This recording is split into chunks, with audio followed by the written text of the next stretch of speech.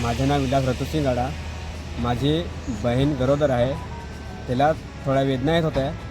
त्यामुळे मी आमच्या औषधी रिस्क एमओचे डॉक्टर मोनाली सर्वगोण यांना मी लगातार 3 फोन केले, पण त्यांनी माझा एक पण फोन रिसीव केला नाही. त्यामुळे मी सब सेंटर धानोरी इथे आलो. तिथे मी मॅडमची चौकशी केली. ते मॅडमच तिथे नव्हत्या. मग त्यांना मी त्यांचे कर्मचारी गवडी करून आहेत त्यांना विचारलं.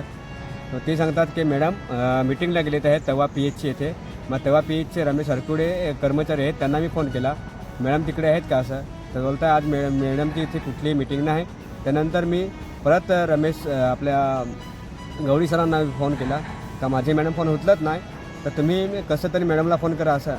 तेव्हा त्यांनी मला सांगितलं का मॅडम रजेवरती आहे तसं. मग गवडी सर हे मला उडाउडीचे उत्तरे देतात का इकडे मॅडम आहे तिकडे मॅडम आहे. त्याच्यानंतर मला 3:50ला त्यांचा अर्ज आला का मॅडम सध्या रजेवरती आहे तसं. मग मी परत तेव्हा PHCला फोन केला का मॅडमने कुठला तिकडे अर्ज दिलेले आहे का असं.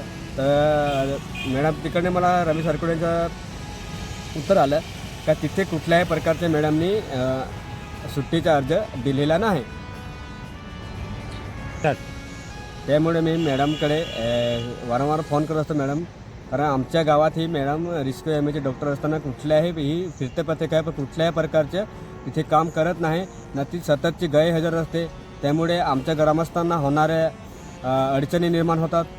त्यामुळे तात्काळ मॅडमवरती तालुका वैद्यकीय अधिकारी यांच्या मार्फत त्यांच्यावरती कारवाई झाली पाहिजे.